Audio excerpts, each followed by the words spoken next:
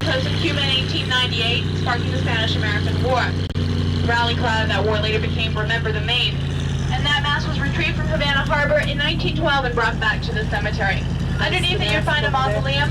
In that mausoleum is buried Ignat Paderewski. He was a Polish prime minister. He fled his country during World War II. He's buried here by special dispensation of Franklin Roosevelt, who said, up ahead and on the left is a tall bluish-green structure. This statue is facing south.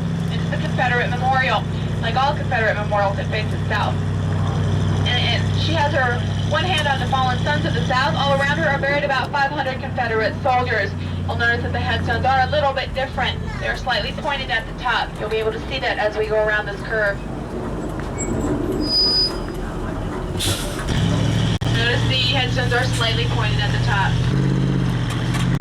Most of the gates to Fort Myer, home of the Old Guard, 1st Battalion, 3rd Infantry, which guards the tomb of the unknown soldier, the president and inaugural, and also witnesses the reception of foreign dignitaries. Very elite group. Guarding and listening. Notice the ornate head cemetery. Point to needed that former friend and colleague. Points to sleep. Again,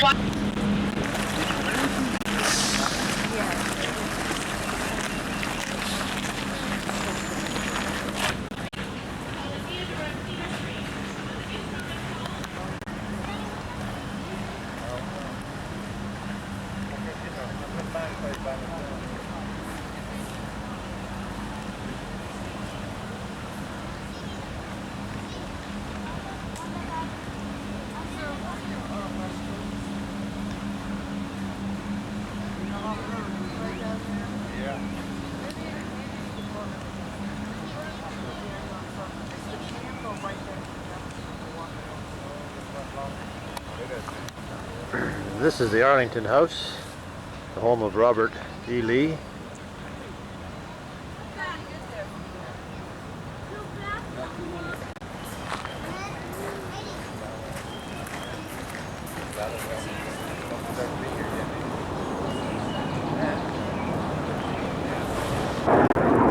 flag is flown at half-mast here up on the top of the hill at Arlington Cemetery.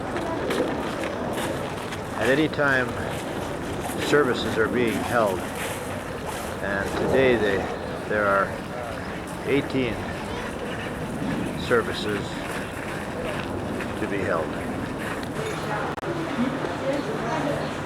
Inside the Arlington House,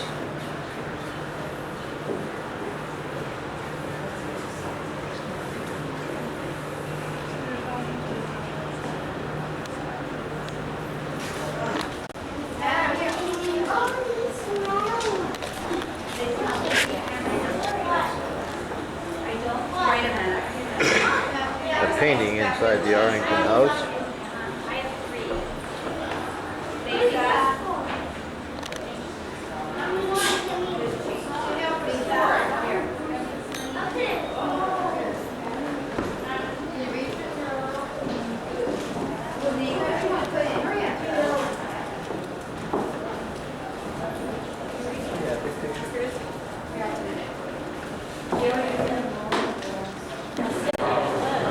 Another room inside the Arlington House that appears to be a parlor.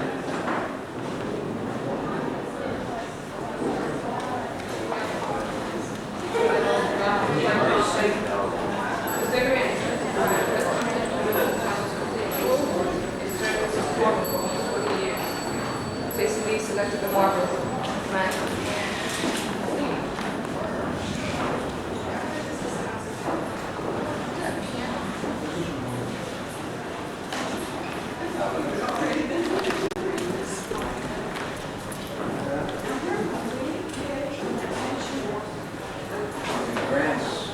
The same room taken from another angle.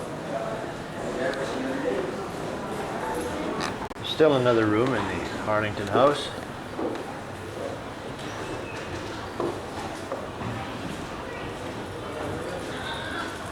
They have wisely put safeguards on the doors so that people cannot disturb any of the rooms. And this would be a dining room.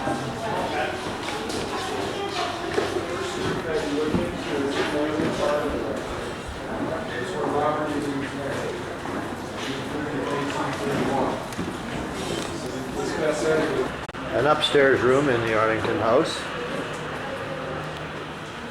In the hallway. The other rooms leading off. There is still another floor to it, but of course it has been sealed off. All pictures following will be of the upstairs.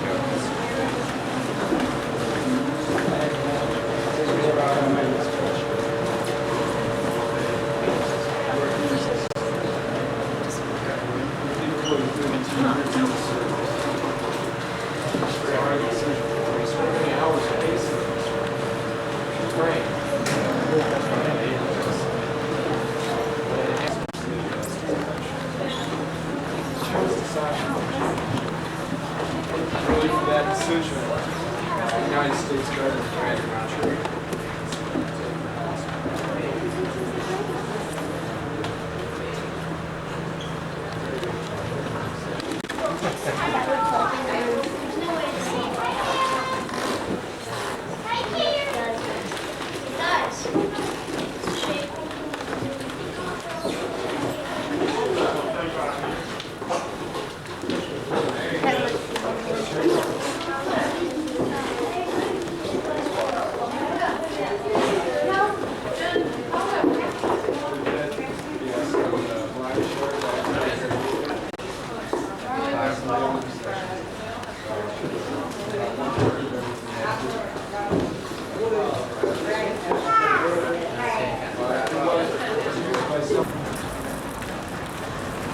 This is a view from the Arlington house overlooking the Potomac River.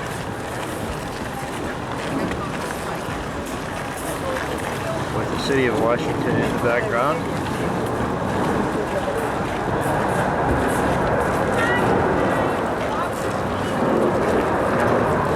The White House.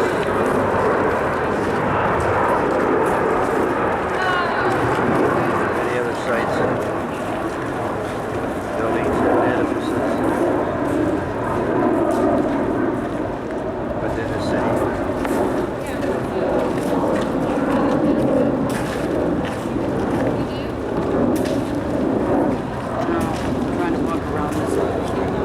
Well, I'm not crawling over that.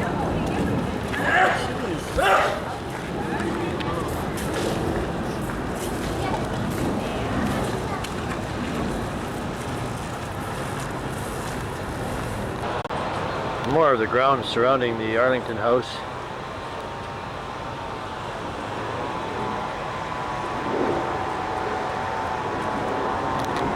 This is the front of the Arlington house. Stone pillars. This again is the front, taken from the opposite side.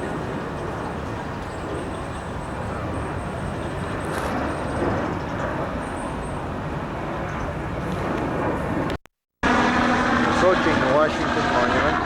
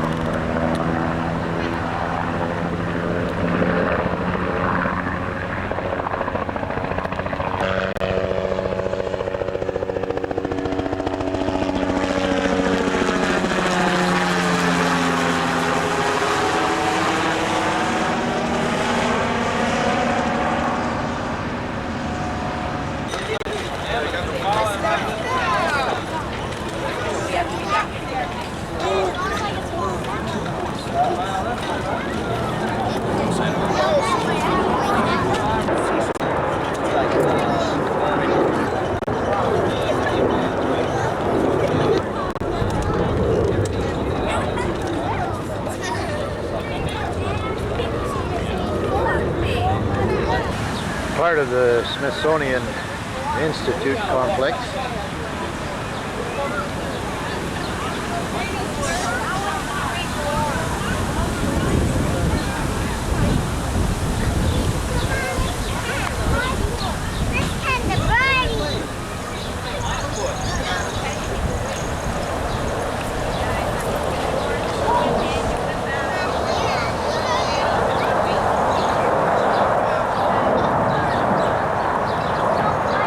This is a picture of Brother Jesse Ellers, who is very, very knowledgeable in the church history of Liberty and has been so kind as to give us a great commentary on all of the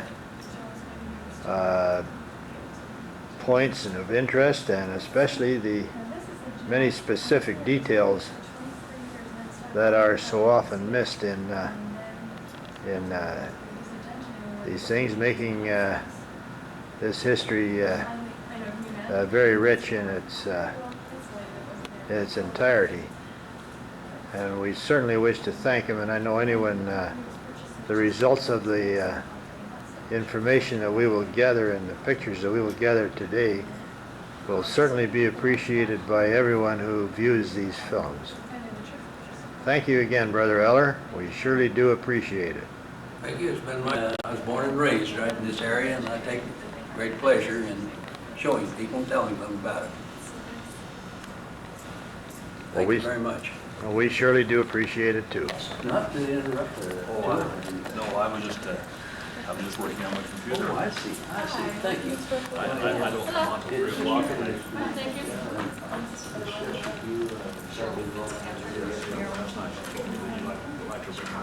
I would like to. I'm scheduled to take a group of Yeah, we're just vacation in Kansas City. We're going back today. You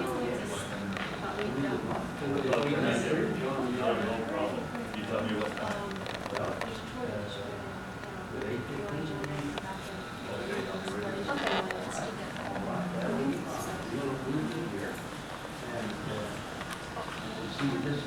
We just see the stop up on North River Street and Wayne City Landing, and then we're right on the That's an independence. Yes, yes. We're meeting in Independence. There's a group in Southern that's coming from Kansas City. Kansas City and Independence.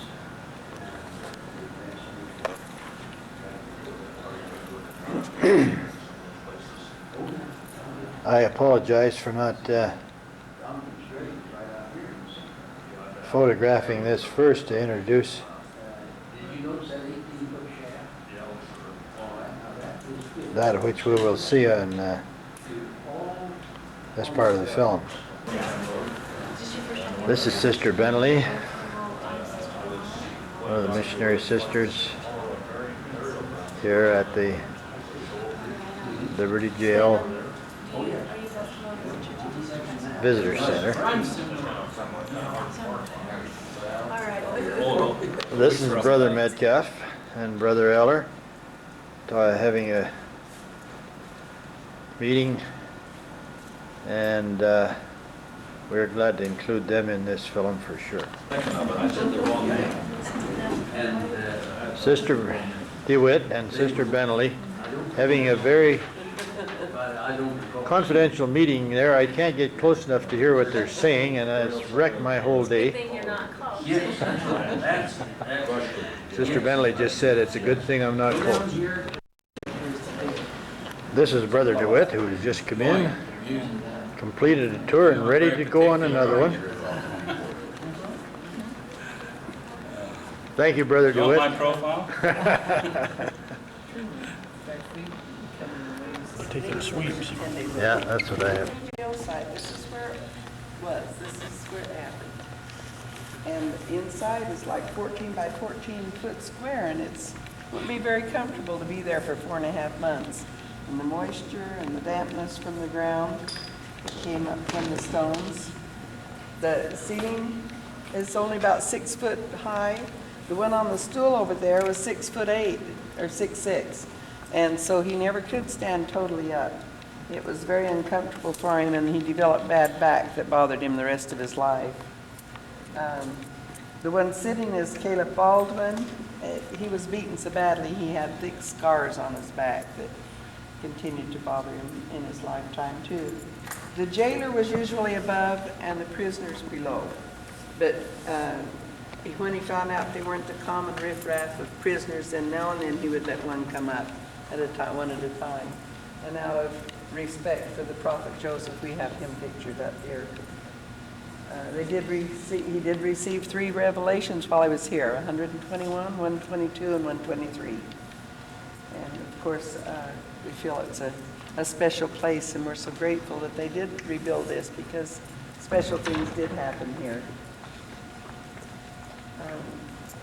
The jailer said it was more like a church, the feeling, because of the spirit. It wasn't just an ordinary jail. I have a tape to play that will take about 8 minutes. And about a minute into the tape, we'll go around to the other side and see the doorway, and then we'll come back here to finish it. And on the walls and the granite panels are excerpts from the revelations that were received.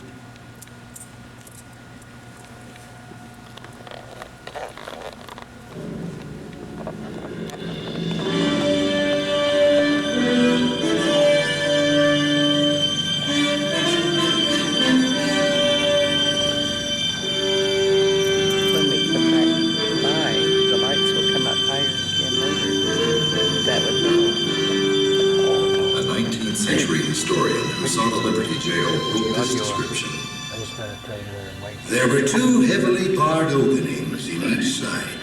With the exception of the door, there was no other means of ventilation. The rock walls are 2 feet thick, and in building them, a space of about 1 foot was left between the rock and timber, which space was filled up with loose rock. Thus, it will be seen that the prison walls are virtually 4 feet thick. Several loads of rock were also placed on top of the log ceiling in order to make escape through the roof impossible.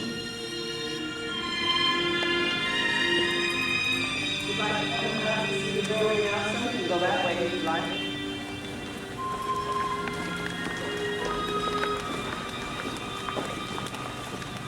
Joseph Smith and the 5 other prisoners, Sidney Rigdon, Hiram Smith, Lyman White, Caleb Baldwin, and Alexander McRae, arrived at the jail on the 30th of November, 1838.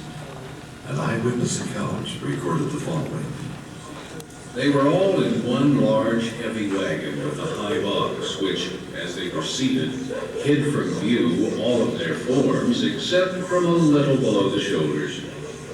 The inhabitants of Liberty, and many from the surrounding country, were out to witness the entrance of the prisoners into the place, and many expressed their disappointment that the strangers should so resemble all other men.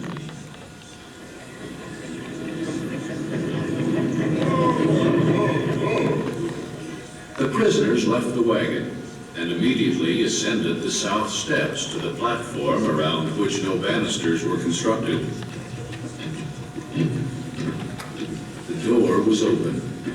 One by one, the prisoners entered. The prophet Joseph Smith was the last. He turned partly around with a slow and dignified movement and looked upon the multitude. Then, turning away and lifting his hat, he said in a distinct voice, "Good afternoon, gentlemen." The next moment, he had passed out of sight. Now we can go back to the front again.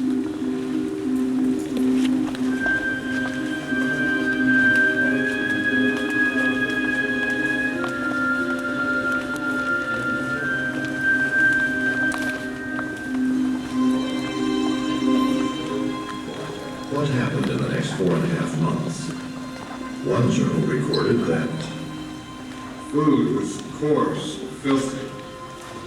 We could not eat it until we were driven to it by hunger. the bitter Missouri winter made conditions inside the jail unbearably cold and damp. There were no sleeping quarters, so the prisoners were forced to rest on beds of straw on the sharp rock floor.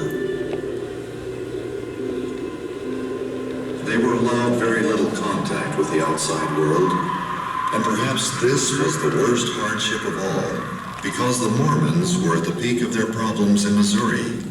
They were desperately in need of their prophet leader. Joseph Smith struggled through many sad and dark hours, wondering what had gone wrong. What were the causes of the tragic plight of the members of the church? He poured out his heart to God in prayer. O God, where art thou? And where is the pavilion that covereth thy hiding place? How long shall thy hand be stayed, and thine eye, yea, thy pure eye, behold from the heavens the wrongs of thy people? The Lord responded with the following revelation, which Joseph Smith recorded as a source of comfort to all those who suffer unjustly. My son, peace be unto thy soul. Thine adversity and thine affliction shall be but a small moment. And then, if thou endure it well, God shall exalt thee on high. Thou shalt triumph over all thy foes. And if thou shouldst be cast into the pit, or into the hands of murderers, and the very jaws of hell shall gape open the mouth wide after thee, know thou, my son, that all these things shall give thee experience, and shall be for thy good. The Son of Man hath descended below them all. Art thou greater than he? Therefore, hold on thy way. Thy days are known, and thy years shall not be numbered less. Therefore, fear not what man can do, for God shall be with you forever and ever.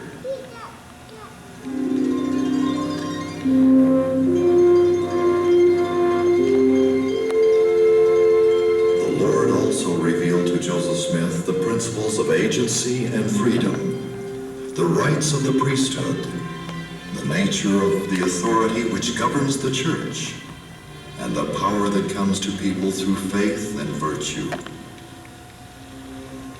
In April 1839, a change of venue was ordered for the prisoners. During that move, a sheriff allowed Joseph and the others to escape. They made their way back to the main body of Mormons who, by that time, had fled Missouri for Illinois. Just 5 years later, in 1844, Joseph Smith was martyred in Illinois.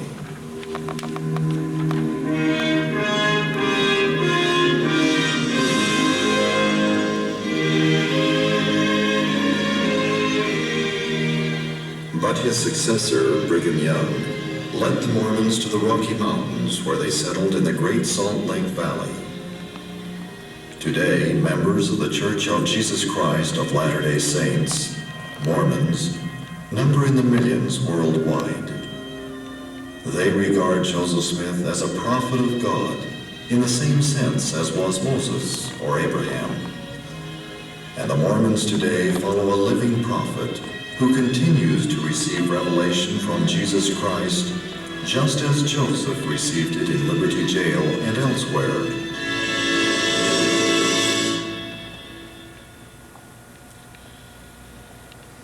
Kind of helps you understand what really happened. Are any of you here not members of the church? That is all members. But we certainly can appreciate more what he went through after seeing this. We received, those very great revelations, 121, 122, and 123. The Doctrine and Covenants while I was here. Are there any questions? I guess you young people understand that the wall came on up. It just opened like this so we can see what it was like. When the rope ladder was pulled up, there wasn't any way to get in or out. winter. If you'd like, I can open the gate and you can walk down up on the carpeted part. Would you like to do that?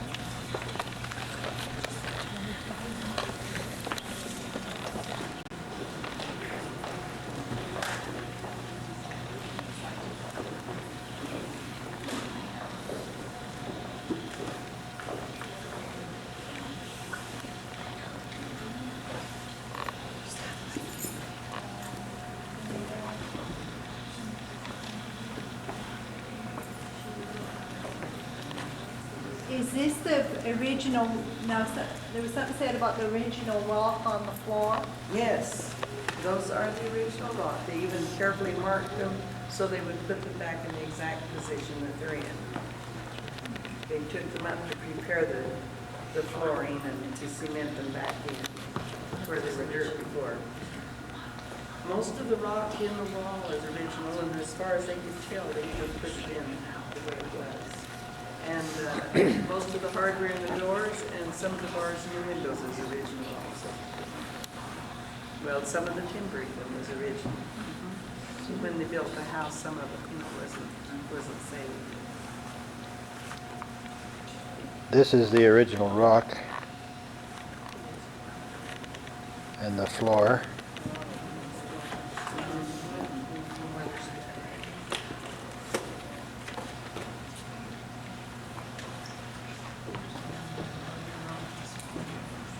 And the hardware on the doors is original.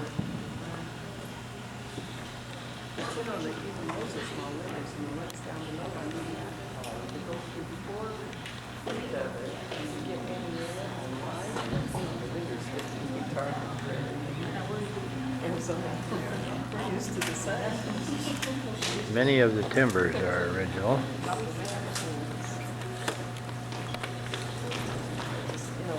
All enclosed in, and they just had the most of the windows. They were And the rock on the walls is the original rock that was.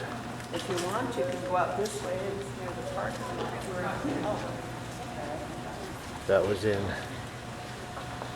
the Liberty Jail at the time we read of in church history. Look at the little window. Did you take it? That's all I have there. That was like the one on either side, above and below. The windows are just slots in the rock. Certainly not big enough for a man to crawl through. And there are bars embedded in the center of them. Just enough to let a little bit of light in and a little bit of air.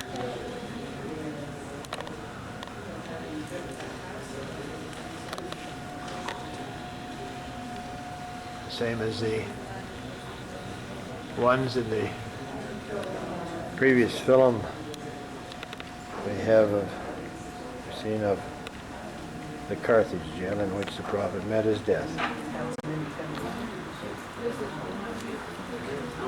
Isn't that You're going to Independence after here?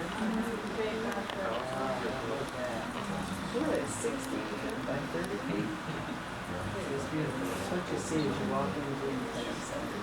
It's just, no,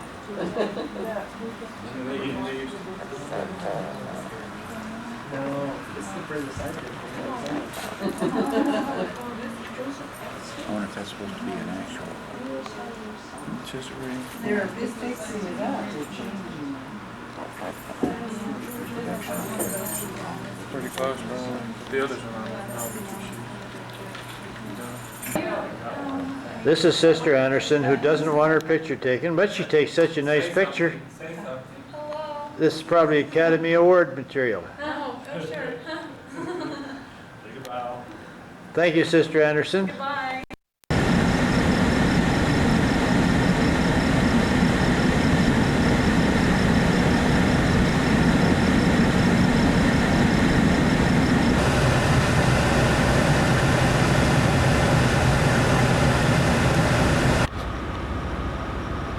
It is in this cemetery in which Jesse James is buried along with his wife down by that big tree.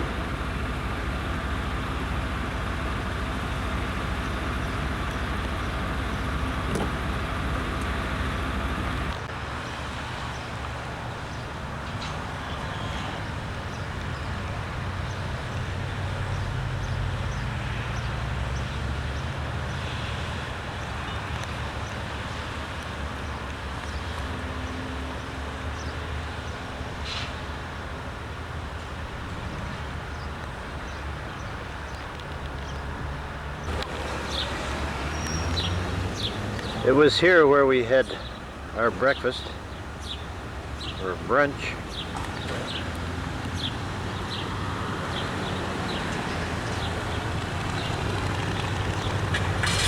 In this house that has been made into a cafe, a restaurant.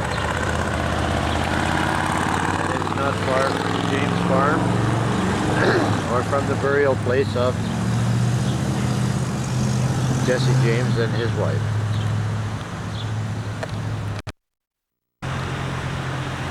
Front of the Visitor Center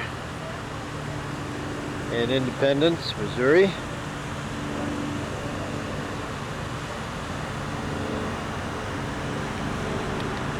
This is a restoration, a replica of the old town, original town of Independence. The grounds that you, the open area and the ground that you see here are for spectators. They set where there are chairs and benches set for people to watch.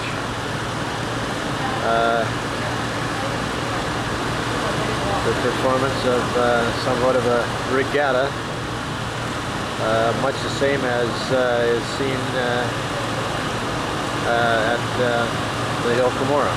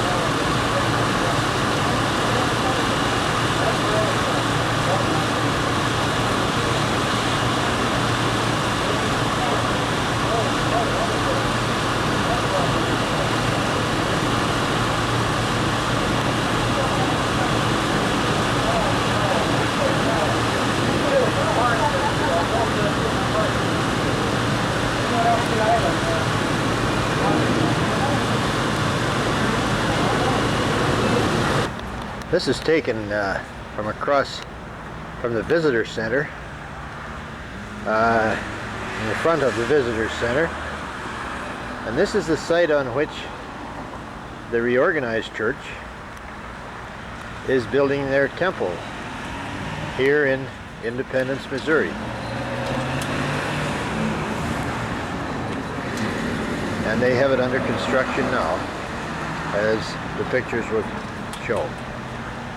Directly across the street is the area in which the True Church of Jesus Christ of Latter-day Saints is building the temple, will build a temple of New Jerusalem. Later, some pictures will be taken of the cornerstones and the foundation outline as Joseph Smith and the brethren laid them in the years past.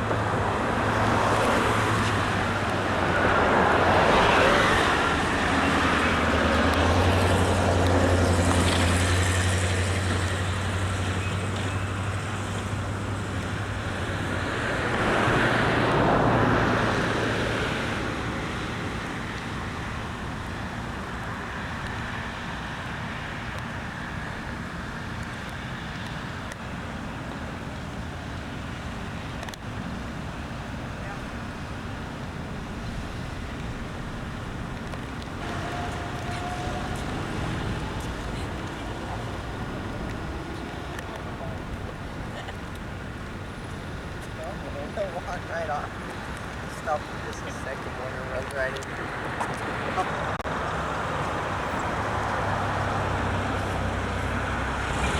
This is of the Temple Lot area.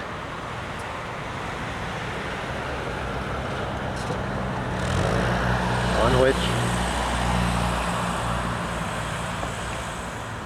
the new temple will be built.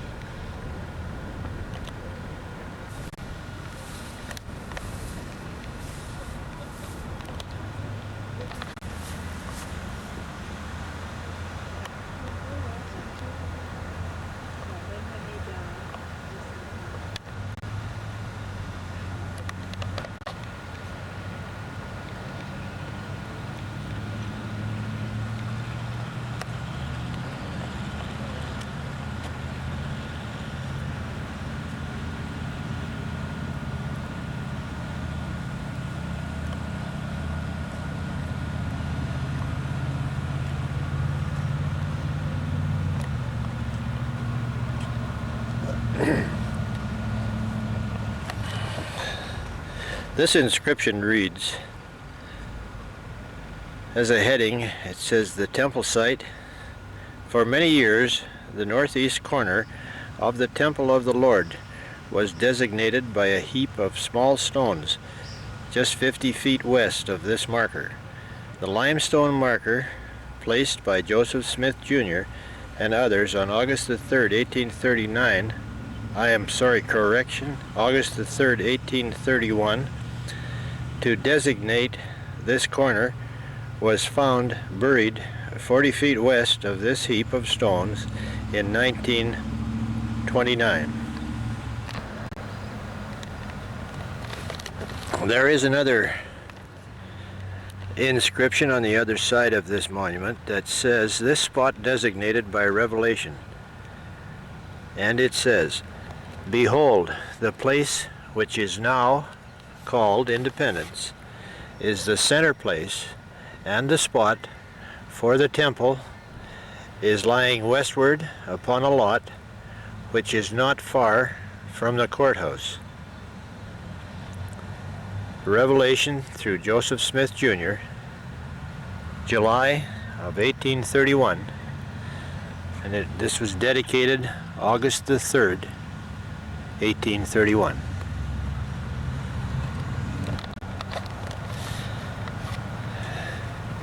And this is the same, it is difficult to photograph and be able to read. It says Centennial, 1867 to 1967. In February 1867, members of the Crow Creek branch of the Church of Christ, being directed by revelation from God, arrived in Independence, Missouri, from Woodford County, Illinois, as the first Latter-day Saints to so return after the expulsion of 1833. They repurchased this spot of land, consisting of 2 3/4 acres, in the years 1867 to 1877. In case This inscription doesn't photograph well. I'm going to read it. Temple site, August the 3rd, 1831. Joseph Smith Jr., prophet and founder of the Church of Christ, with 7 other church leaders, dedicated this site for the temple in the city of Zion, where this church believes the Lord will come to his people in the last days.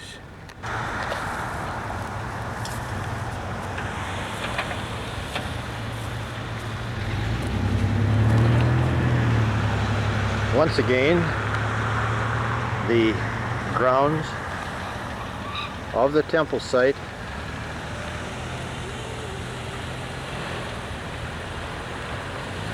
on which the previous pictures that we just seen were taken.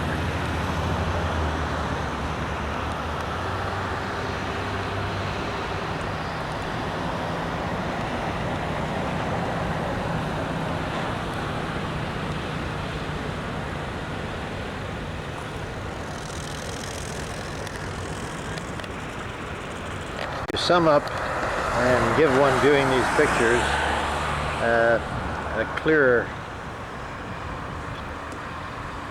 understanding of the actual locations, I am standing on the corner, on the northwest corner of the temple site, temple site lot. The camera is facing east to the construction site of the reorganized church's temple site. We cross the road and we begin to photograph the visitor center, which is on the southeast corner of this intersection.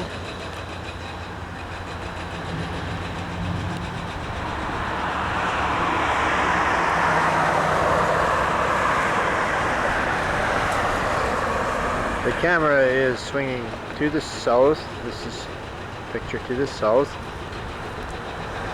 Here again we have the auditorium of the reorganized church.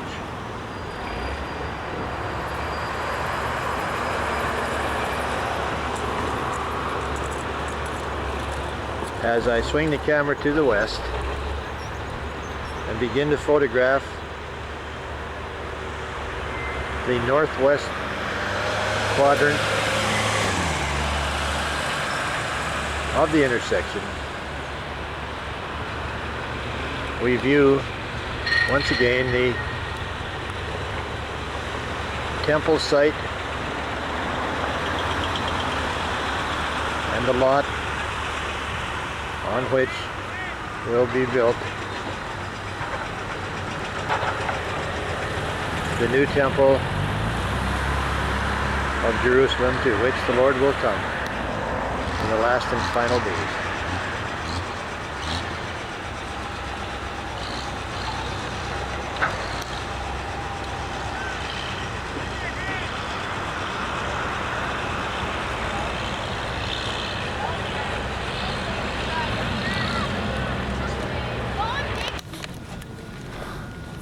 Thanks for waiting for me.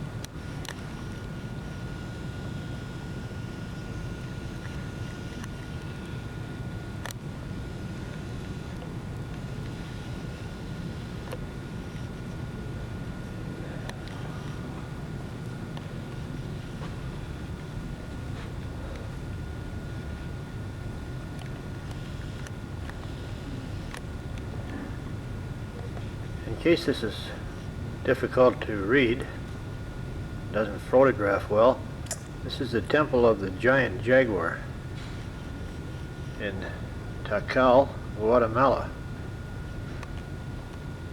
This towering limestone building is an example of the remarkable architectural skills of the early Americans. Built about AD 700, the temple was used for religious ceremonies and astronomical observations by the priests.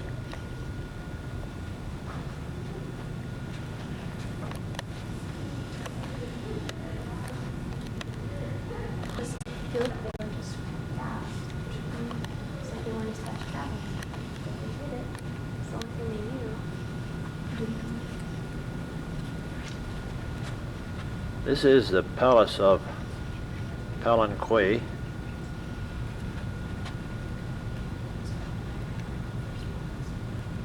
In Villa Hermosa, Mexico. Evidence of a great ancient American civilization can be found in the ruins of Palenque.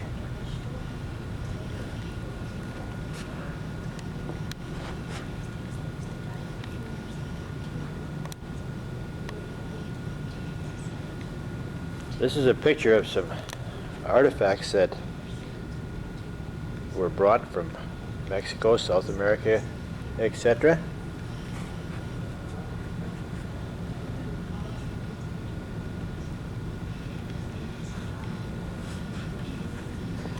It is interesting to note that there are three types of materials here. I don't know the material of what the material is on the two plates on the extreme left side, or the two dark plates that are placed above the four. But I do know possibly the others could be bronze or brass. But I do know, I have been told, that the two plates in the bottom right-hand corner are gold. The inscriptions on them, on the gold plates, are still entirely clear, whereas the inscriptions on the other four plates have deteriorated very much to a point where they are almost impossible to read. I will try to get a closer picture of the gold plates, though it is difficult to take pictures through glass.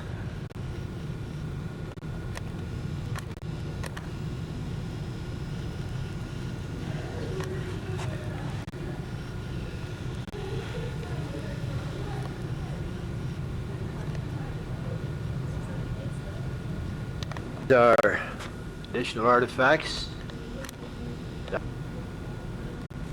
Things definitely reinforce the truth of that which we read about and learn of the Book of Mormon history regarding Mormon and the engravings he made as he made his record.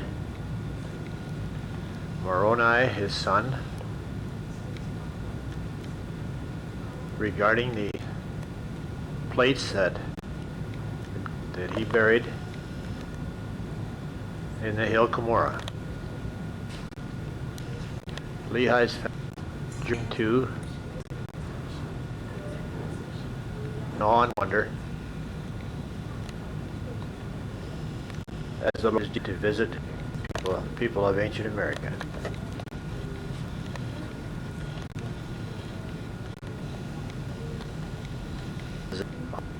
Christ's arrival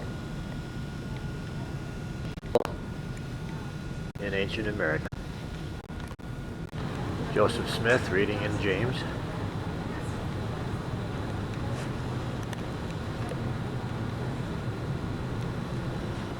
Inscription reads, Joseph Smith seeks truth from the Bible.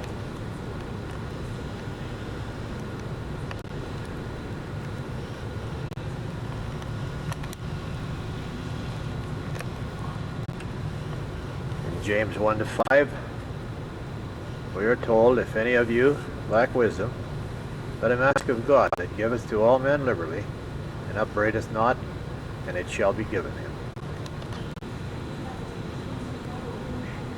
The vision that Joseph Smith, after reading, and it tells us, Joseph ring of 820, the light of two bring me by name to the other. This is my, and we find this in the Pearl of Great Price, Joseph Smith, chapter 2, section 7, verse 17.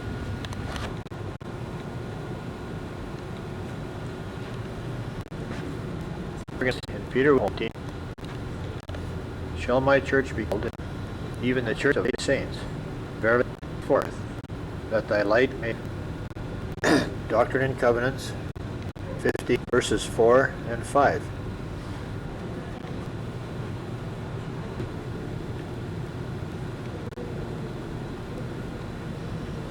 The Holy Apostleship is restored in the summer of 1829. Peter and James and John, whom I have sent unto you, by whom I have ordained you, and confirmed you to be apostles, and as special witnesses of my name, and bear the keys of your ministry, and of the same things which I revealed unto them. Doctrine and Covenants 27, section 27, verse 12.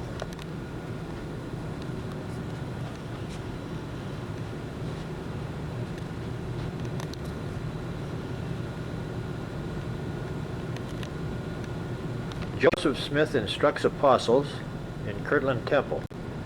The power of this priesthood, for unto ye have received, have come down from the being sent down, Doctrine and Covenants.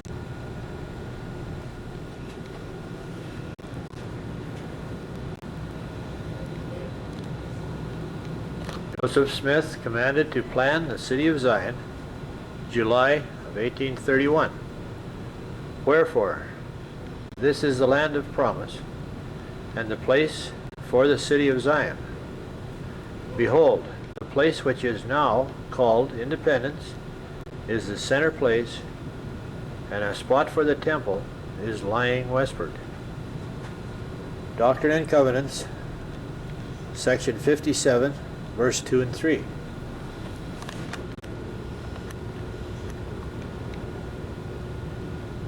Of the Lord, for I the Lord called upon my servant Joseph Jr. Repeat, wherefore I the Lord called upon my servant and spake unto him from heaven and gave him commandments. Covenants, section 1, verse 17.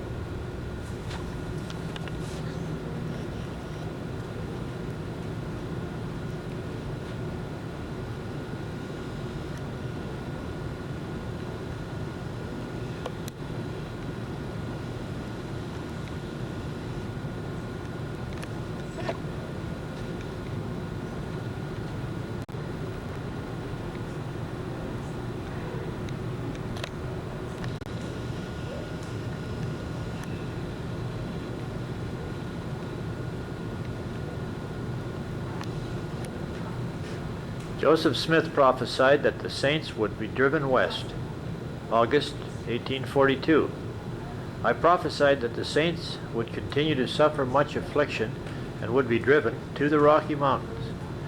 Many would apostatize, others would be put to death by our persecutors, or lose their lives in consequences of exposure or disease, and some of them would live to go and assist in making settlements and build cities and see the saints become a mighty people in the midst of the Rocky Mountains.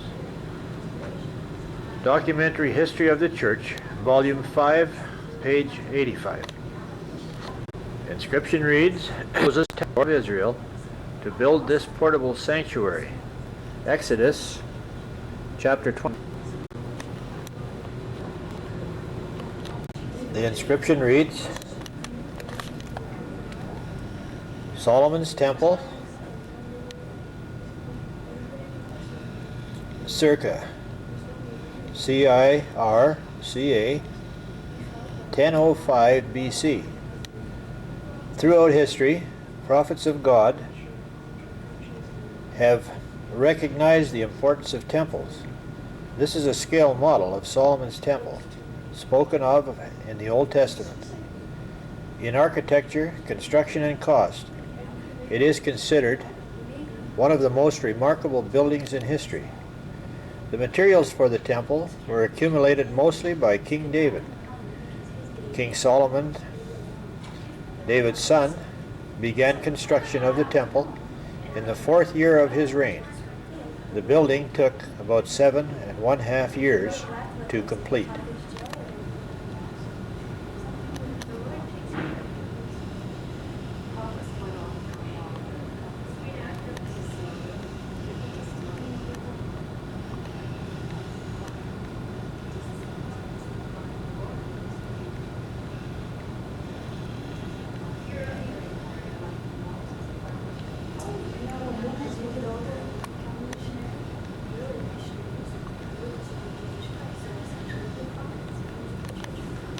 The temple of Herod in Jerusalem. Jesus often taught within the walls of the temple, calling it his Father's house. John chapter 2.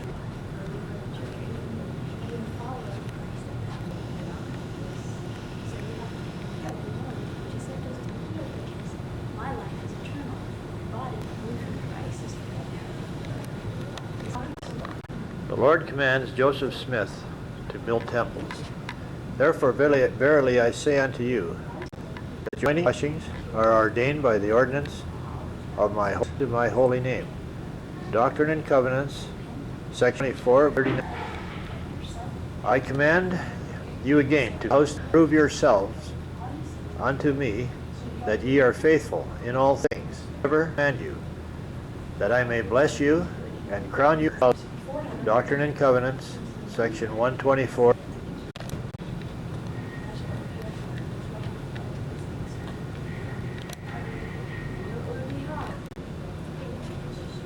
Joseph Smith dedicated temple sites in Missouri.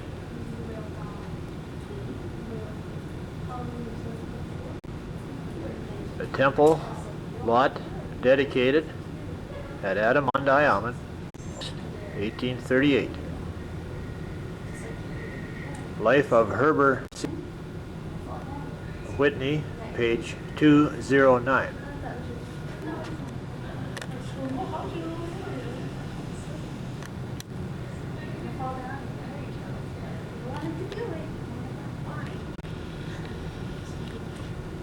Cornerstone dedicated for Far West Temple, July 4th, 1838. Comprehensive History of Church, volume, page 440.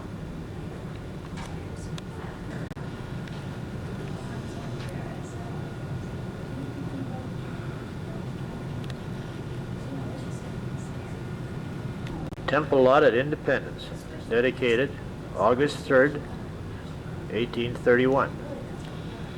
Comprehensive History of Church, volume, page 256.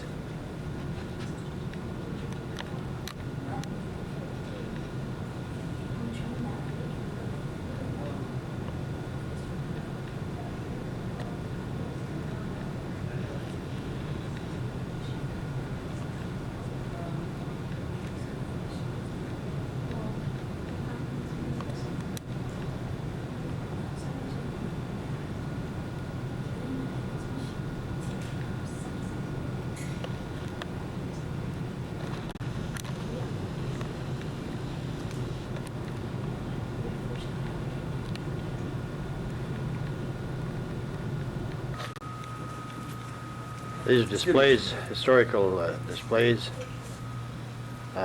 This would read Zion in Missouri. Mormon ideals on the frontier, 1831, 1839. Why did the Mormons come here? The Missouri frontier in the 1830s was Zion for the early members of the Church of Jesus Christ of Latter-day Saints. This was the land designated by the prophet Joseph Smith, where they would build a community based on righteous living and unselfish cooperation in harmony with the restored gospel of Jesus Christ. More than 5,000 Latter-day Saints took part in this ambitious effort. What happened to these plans? The dream of an ideal community clashed with the harsh reality of frontier life in Missouri in these tense pre-Civil War years.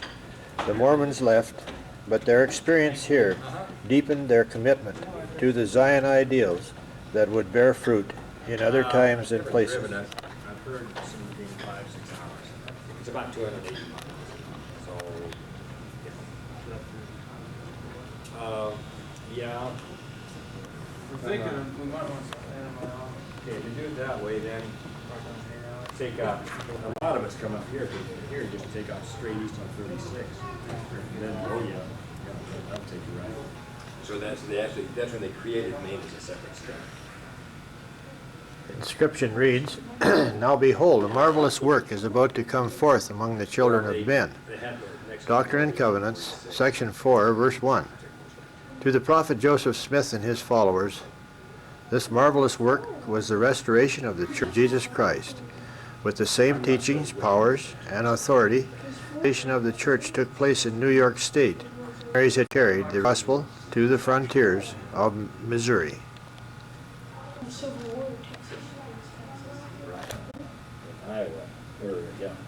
Mormon settlements in Jackson County.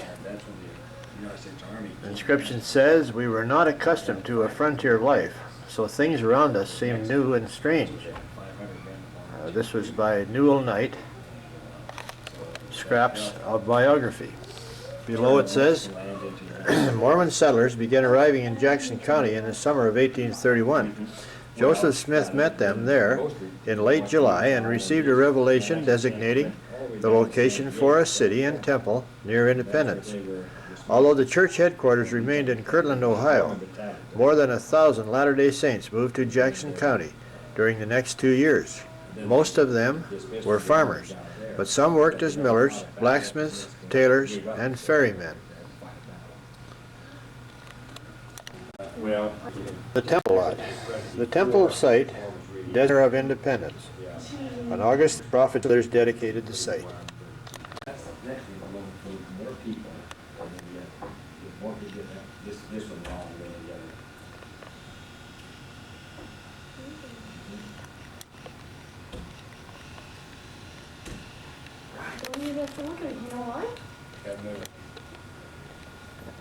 This is about the Colesville branch.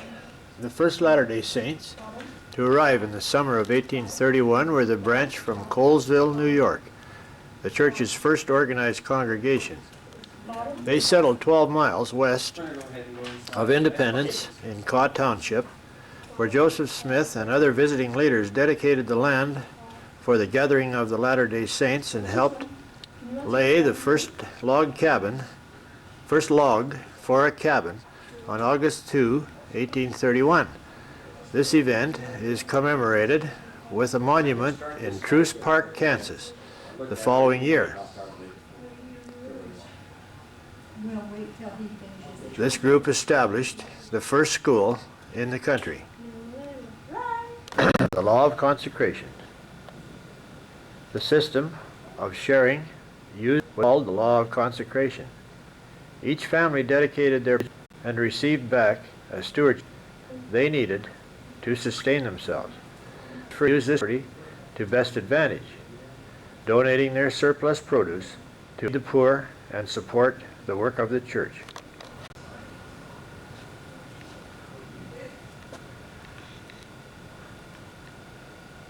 Each man seeking the interest of his neighbor and doing all things with an eye single to the glory of God. Doctrine and Covenants, section 82, verse 19. This is Zion, the pure in heart. 27, verse 21. Jesus Christ. The idea of building communities based on unselfish principles was not new with the Mormon. Led by the prophets, who were guided by revelation, have lived under a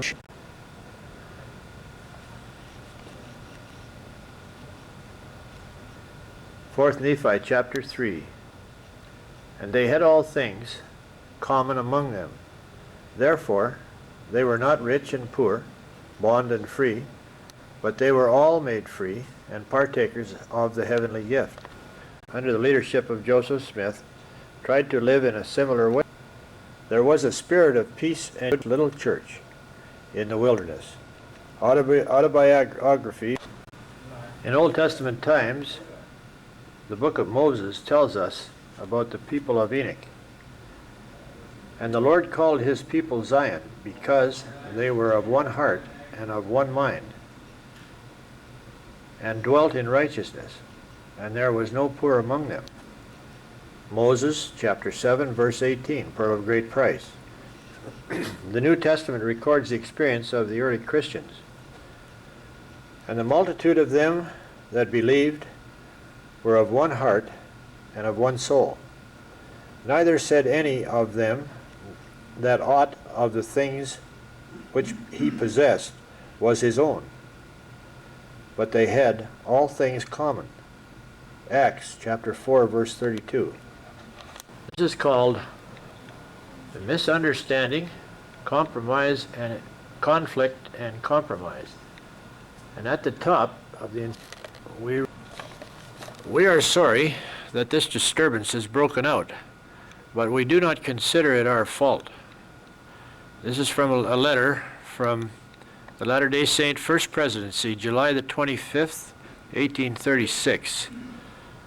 Mormon refugees in Clay County, 1833 to 1836. The sudden arrival of 100 Latter-day Saints in Jackson County gave rise to misunderstandings with the old settlers. Conflicts broke out in the fall of 1833, driving the Mormons from the country. Taking refuge across the river in Clay County, the Mormons tried for 3 years to negotiate a return to their homes. Finally, they accepted a compromise to move instead into 2 new and sparsely settled counties to the north, Caldwell and Davis, pronounced Davies. What caused the conflict? Although the causes of friction between the Latter-day Saints and others are complicated and confused, historians have identified some of the major points of difference. The Latter-day Saints and other settlers were competing for cheap and land to settle on. Slavery. Most Mormons were not slaveholders in a slave state. Indians. The Mormons tried to befriend and convert the Indians, while many others feared and distrusted them. Politics. Many of the original settlers feared that the Mormons would soon be numerous enough to take political control of the country. Economics. The church store was viewed as competition by some merchants. Religion. Latter-day Saint beliefs in modern revelation and living prophets were offensive to many of their neighbors. Mormon attitudes. Mormon cooperation and enthusiasm for building Zion were seen by some others as clannishness and self-righteousness. Culture. The Mormons were mostly from the northern and eastern regions of the nation, while most Missourians were from the south. Their habits, customs, ideas, and lifestyles were different.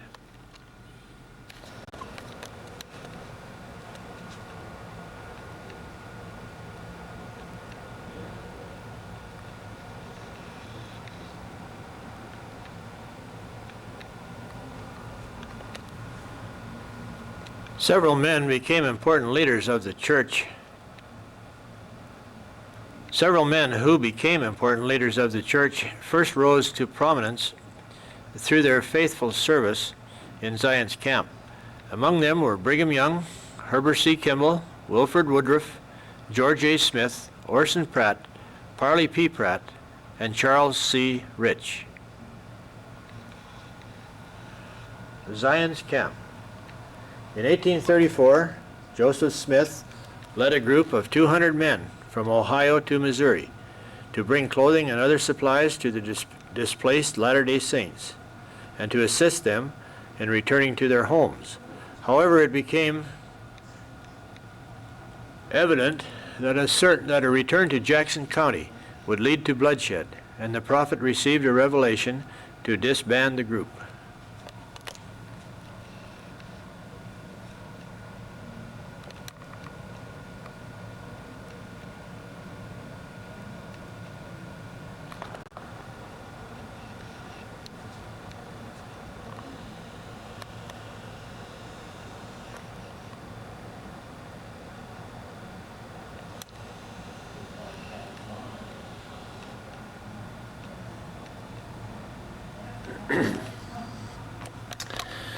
Mormon's land in Clay County.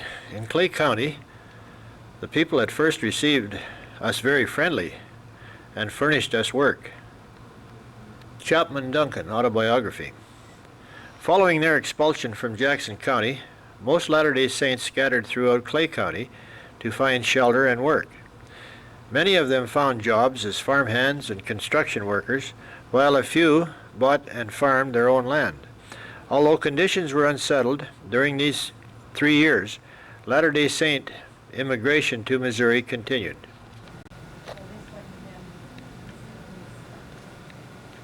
New life and hope inspired every Latter-day Saint, being in possession of freedom and happiness in a large, wild country to settle in.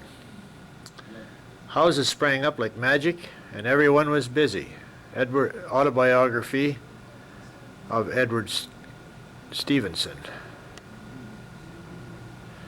Mormon communities in northern Missouri, 1836 to 1838. Hoping to avoid further conflicts with their neighbors, the Latter-day Saints moved to new areas where there were few other settlers. They used the plat of the city of Zion as their guide, as they made plans for cities in Caldwell, Davis, and Carroll counties.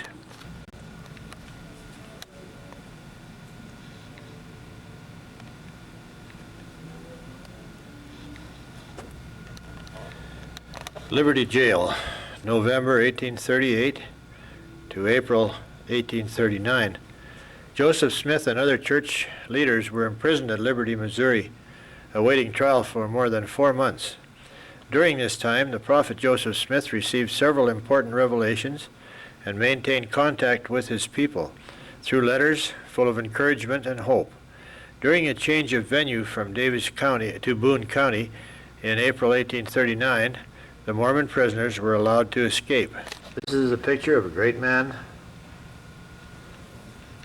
Alexander Doniphan. He is called the Man of Justice.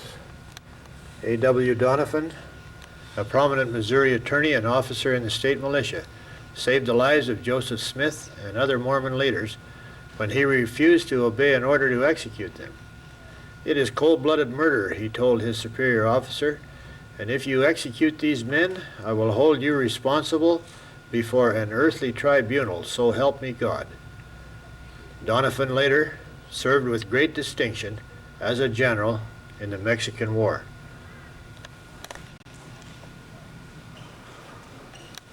Far West, October 31, 1838. When a large force of state troopers besieged Far West, the Latter-day Saints agreed to give up their arms and leave the state. Joseph Smith and other leaders were arrested while the militia plundered the town.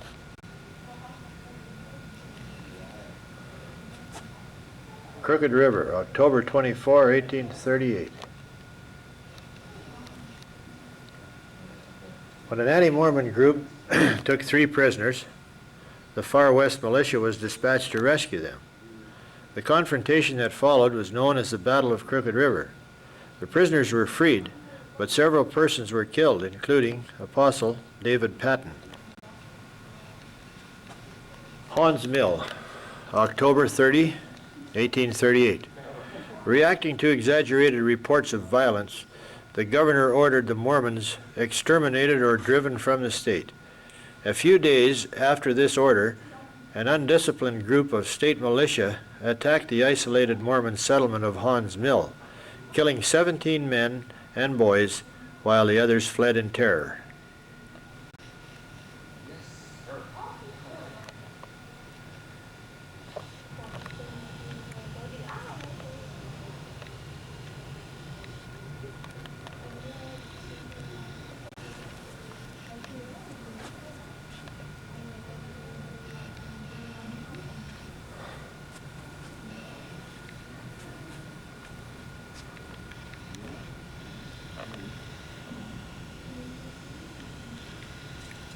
Yeah.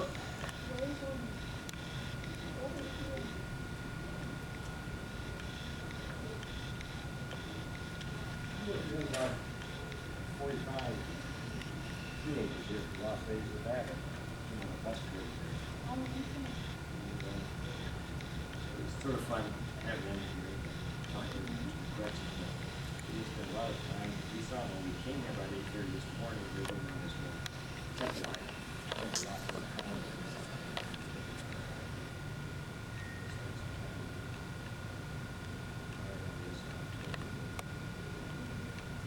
Four corners there. Yes, there is where that goes. So I have kids and grandkids there. Southern Utah, Colorado, and that area.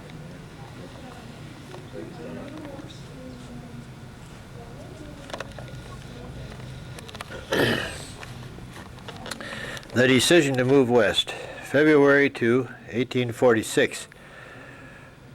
Brigham Young, president of the Quorum of the 12 Apostles, meets in the Nauvoo Temple, and the other members of the Quorum meets in the Nauvoo Temple with the other members of the Quorum to discuss and vote on the intended move west by members of the church.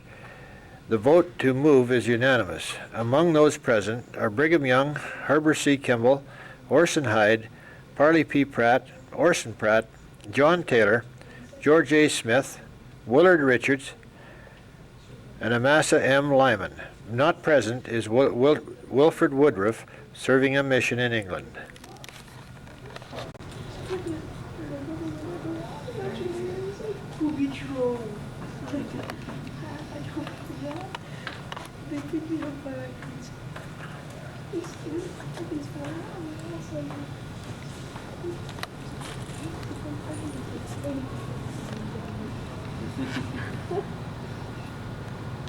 Imagine it's probably shrink now. It's starting to shrink now.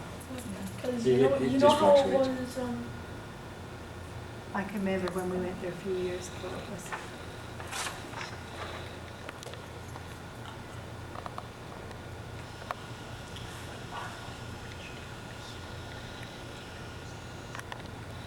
Sharon, Vermont, Joseph Smith's birthplace.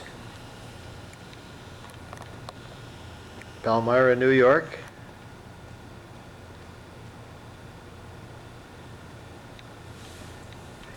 Where the church began to be organized. Kirtland, Ohio.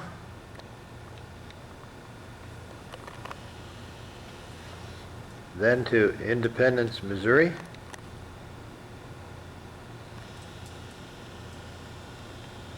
Then to Far West, Missouri.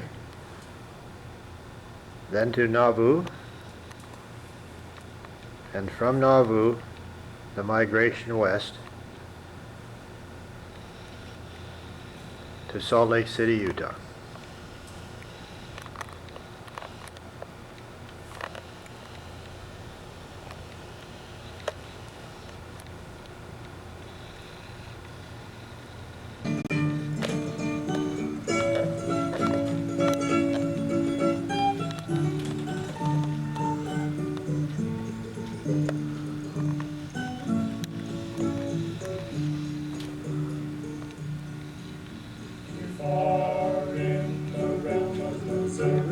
sit and sing and tell thee a story how many trials I have passed o'er before I found this dwelling in peace. Here in the grove, while water and green, my ears are trying to hear the birds singing with songs so sweet. The grove being evil here at home, I live and have peace. In October 1830, a revelation had been given through the prophet Joseph Smith at Fayette, New York, in which 3 other elders and myself, Parley P. Pratt, were appointed to go to the Indian Territory to preach the gospel. This was the first mission performed by the elders of the church in any of the states west of New York. We traveled on foot for hundreds of miles through vast prairies and trackless wilds of snow, no beaten road, houses few and far between, for whole days wading in snow to the knees at every step. After much fatigue and some suffering, we all arrived in Independence, in the county of Jackson, on the extreme western frontiers of Missouri and of the United States.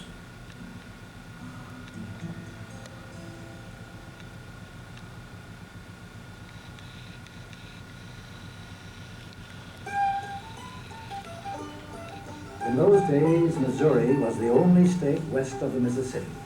Independence was the starting point for the Santa Fe Trail and was just a few miles from the Indian Territory. In the next few years, hundreds of Mormons followed this first group of missionaries to Missouri. Their leader, the prophet Joseph Smith, told them that Jackson County was the place where they would build the city of Zion, a community based on righteous living and unselfish cooperation. He said, "We are called out from the world to learn God's ways, to become one. The Lord will have a people who will serve him and keep his commandments humbly, gather the poor and aid them, and build up a holy city of our God." These Mormons translated that vision of the city of Zion into log cabins and cornfields, forming 5 settlements in Jackson County, 1 near Independence, and 4 others in what is now Kansas City. They worked hard and shared the fruits of their labor with the poor among them. Parley P. Pratt remembers that first winter. The first settlers had arrived late in the summer, cut some hay for their cattle, sowed a little grain, and prepared some ground for cultivation. The winter was cold, and for some time, about 10 families lived in one log cabin, which was open and unfinished, while the frozen ground served for a floor. This was rather an inconvenient way of living, but it was for the gospel's sake, and all were very cheerful and happy. There was a spirit of peace and union and love and goodwill manifested in this little church in the wilderness, the memory of which will ever be dear to my heart.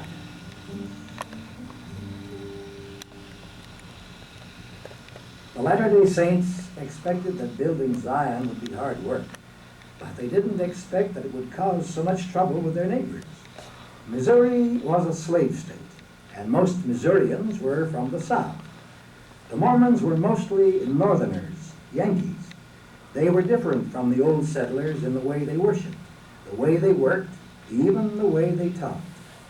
In these tense years before the Civil War on the rough frontier, it was not surprising that there was misunderstanding and trouble.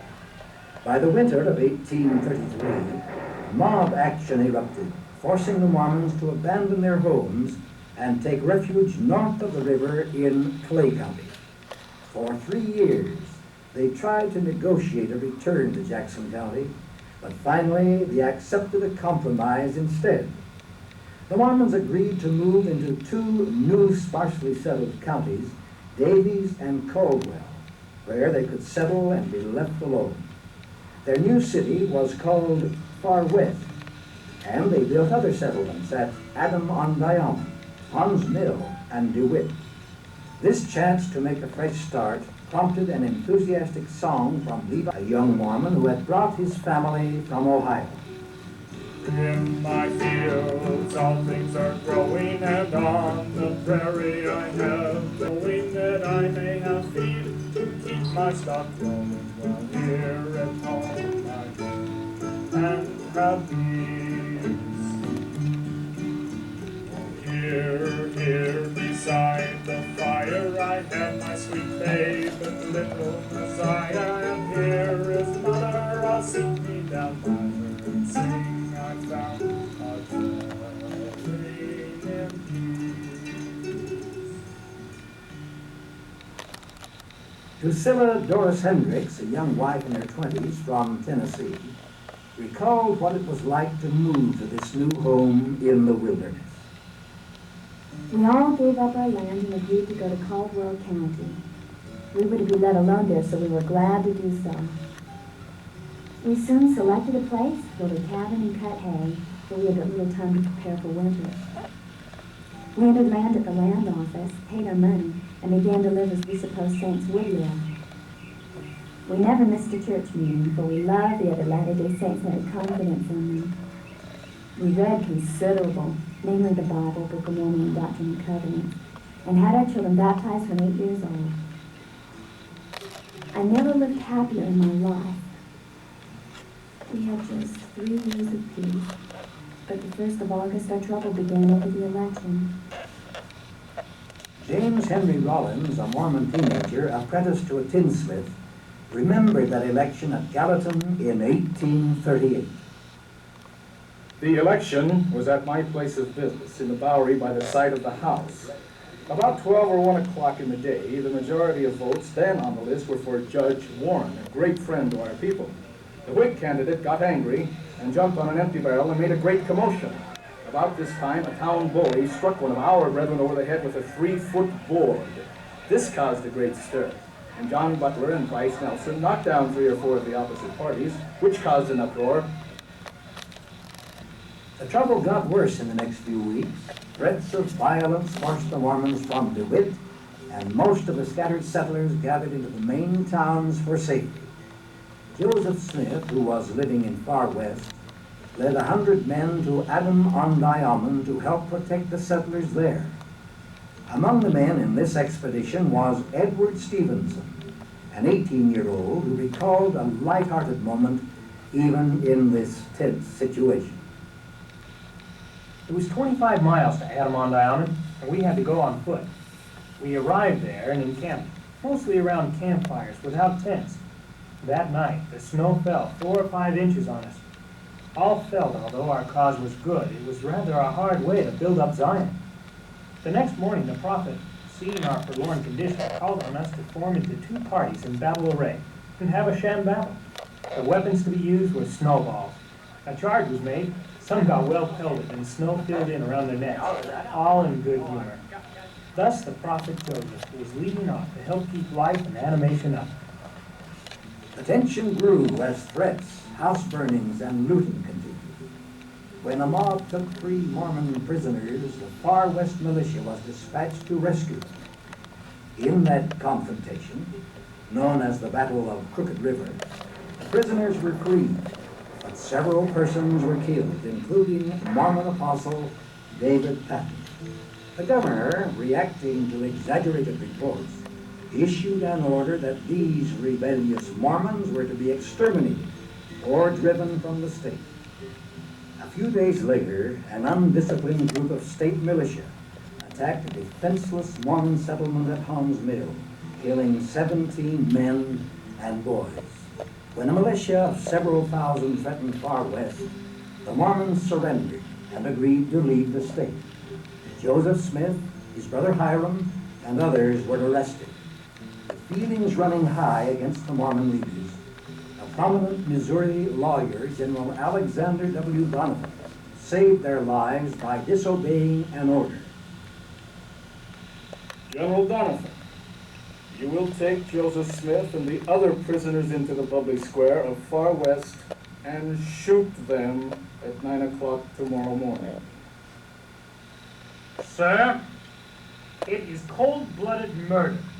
I will not obey your order, and if you execute these men, I will hold you responsible before an earthly tribunal, so help me God. General Donovan's brave stand prevailed. Nevertheless, Joseph Smith and several of his associates spent that winter and the next spring in jail at Liberty, Missouri, although they were never convicted of a crime. At the same time, more than 5,000 Latter-day Saints were loading their possessions into wagons and crossing the state to Illinois. Brigham Young, the acting president of the 12 Apostles of the Church, was among the leaders who saw that the poor members of the church were not left behind. Elizabeth Haven, a single woman from New England, described that plight in a poignant letter. About 12 families cross the river into Quincy, Illinois every day, and about 30 are constantly on the other side waiting to cross. It is slow and grimy. There is only one ferry boat to cross in. It is rainy. The roads very muddy. The stakes of Zion will soon be bereft of all her children. By the river of Babylon we can sit down. Yes, we weep when we remember Zion. To look at our situation, it would seem that Zion is all destroyed. But it is not so. God works in a mysterious way his wonders to perform. Many have been sifted out of the church, while others have been rooted and grounded in love. It is only those who stand amidst all these trials unto the end that will at last be found worthy of a crown of glory. We are to be tried like gold, 7 times purified. For the Latter-day Saints and their ideal of Zion, the trials were to continue. They tried to build Zion again in Illinois, and in 6 years, their city of Nauvoo rivaled Chicago in size. Following the assassination of the prophet Joseph Smith in 1844, the larger part of the Latter-day Saints followed Brigham Young to Utah. With them went Joseph's plan for the city of Zion. It became the basis for planning Salt Lake City and more than 500 other settlements throughout the American West. There were more trials ahead from Missouri, too, after the Mormons left. Some of the political and economic tensions that had contributed to the Mormon troubles also helped to bring on the Civil War. Missouri, a border state, was caught tragically in the middle. Things are quite different now after more than 100 years of peace and prosperity for Missouri and for the Mormons.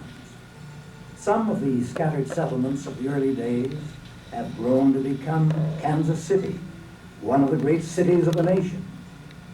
At the same time, Latter-day Saint congregations have also grown and flourished throughout the world.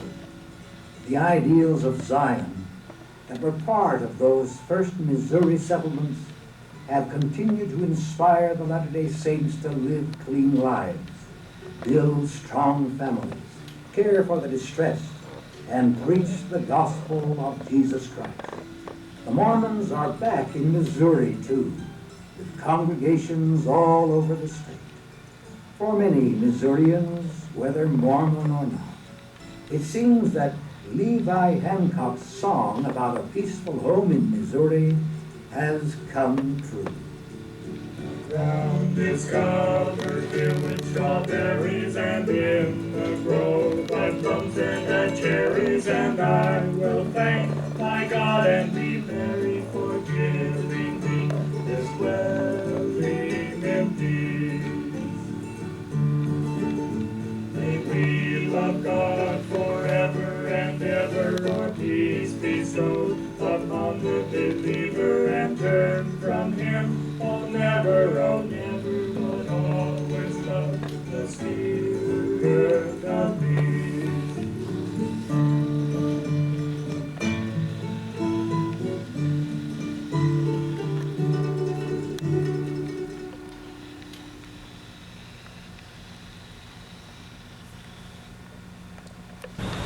The epitaph on the statue of Colonel Alexander William Doniphan says, Colonel Doniphan was of immense stature, noble, of great moral courage, sanguine, champion of the downtrodden, eloquent beyond description, and without doubt entitled to be classed among the greatest orators and lawyers that ever lived.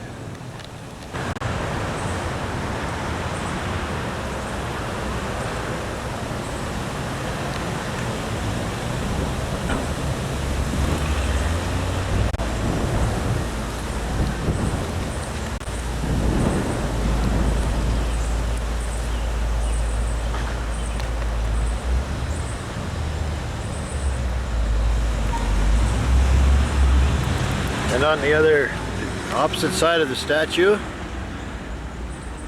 says, erected by the state of Missouri in honor of Colonel Alexander W. Doniphan, commander of 1st Regiment, Missouri Mounted Volunteers, in the war with Mexico, born Mason County, Kentucky, July 9, 1808, died Richmond, Missouri, August 8, 1887.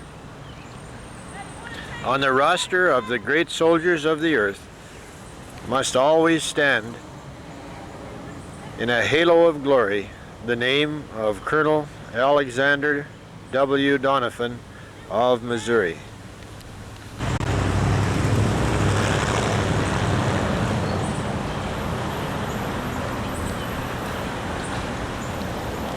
It was this same Colonel Doniphan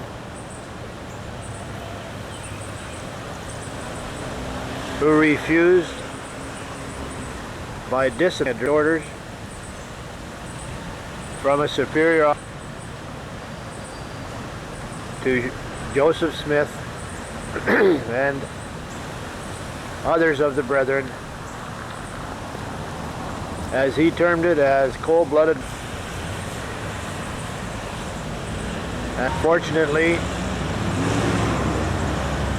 Donovan the case was forgotten, and Colonel Doniphan heard no more about it. The disabeyance of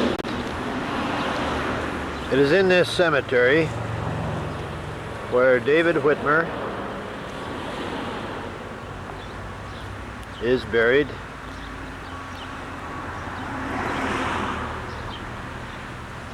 Here on the main street of Richmond, Missouri.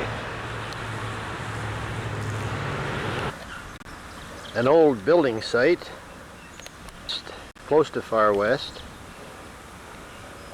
Windmill still running.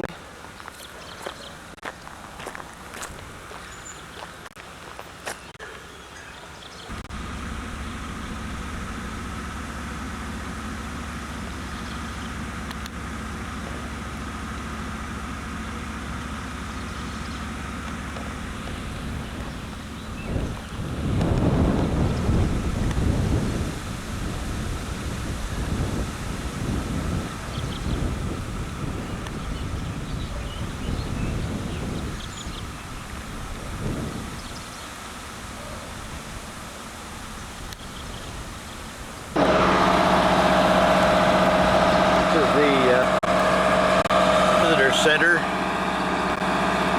at Far West,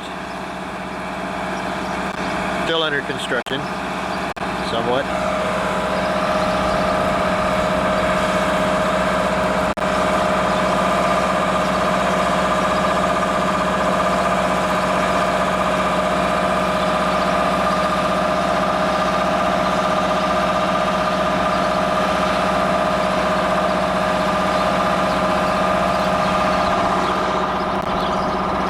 This is the surrounding area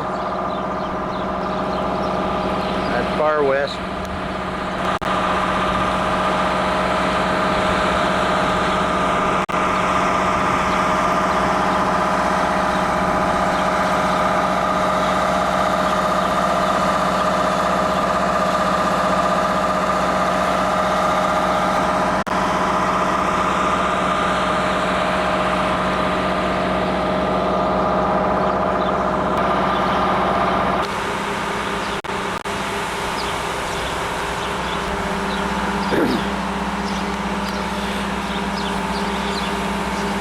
Temple site of the city of Far, once an energetic community of 4,000 people.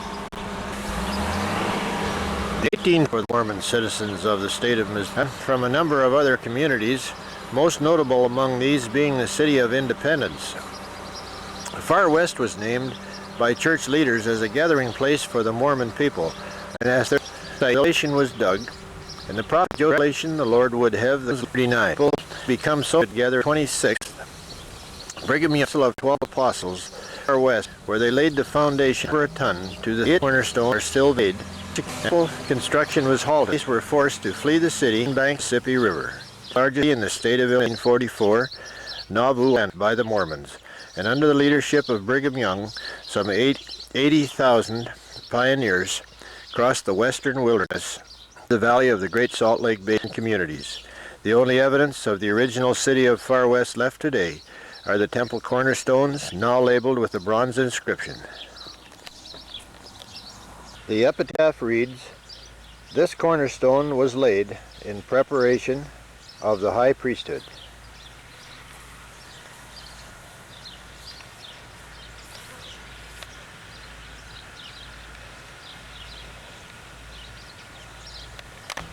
A short distance to the right, Joseph F.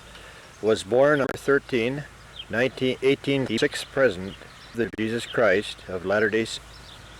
The inscription reads, "Prophecy fulfilled. On July 8, 1838, a revelation was given to Joseph Smith concerning a future mission of the 12 apostles. Beyond the seas, a future mission of the 12 apostles beyond the seas. The date of their departure, April 26, 1839, was set, and they were to leave from this spot. This prophecy was fulfilled despite the efforts of the enemies of the church to present the meeting that was held on this site agreeable to the prophecy. The cornerstone was laid First Presidency.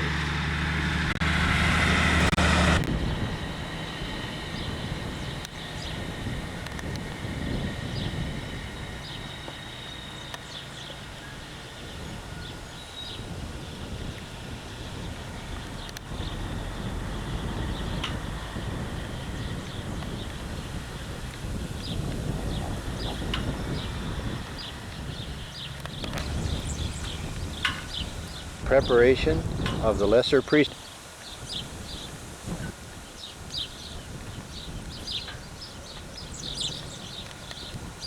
Inscription reads, "This cornerstone was laid in preparation of the High Council, Quorum of the 12.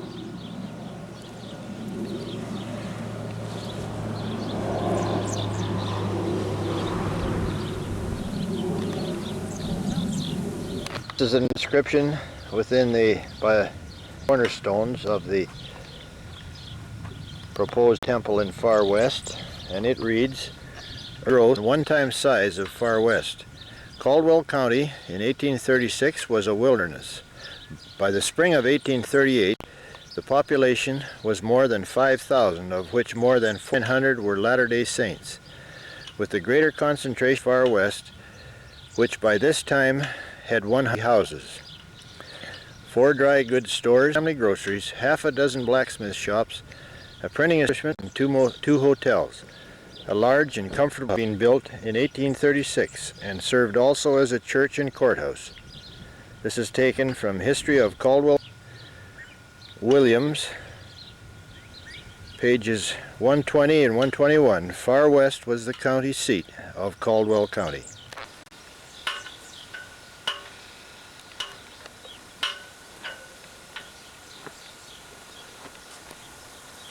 And this inscription reads, "Far West, a consecrated and holy land. From a revelation to Joseph Smith. Let the city, Far West, be a holy and consecrated land unto me, and it shall be called most holy, for the ground upon which thou standest is holy. Therefore I command you to build a house unto me for the gathering together of my saints, that they may worship me." Doctrine and Covenants, section 115, verse 7 and 8. And this inscription reads, The first great missionary call across the waters given to the members of the 12 apostles in this day, from a revelation to and prophecy by Joseph Smith. And next spring let them depart to go over the great waters, and there promulgate my gospel, the fullness thereof, and bear record of my name. Let them take leave of my saints in the city of Far West on the 26th day of April, next on the building spot of my house, saith the Lord. Doctrine and Covenants, section 118, verse 4 and 5. Below this inscription we note dedication of improvements and beautification of site, 3 August 1968, by President Alvin R. Dreyer, Emil B. Fetzer, church architect, Harvey G. Evans, project supervisor. And this inscription reads, the name of the church from a revelation to Joseph Smith. For thus shall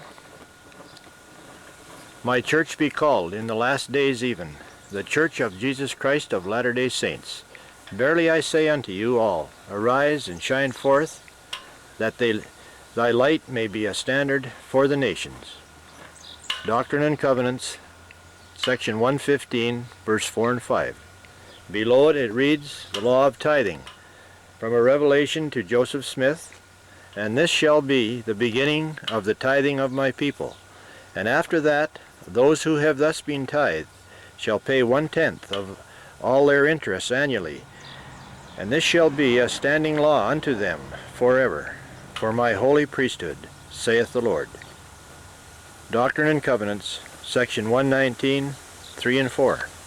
And this is more of the surrounding area around the proposed temple site at Far West.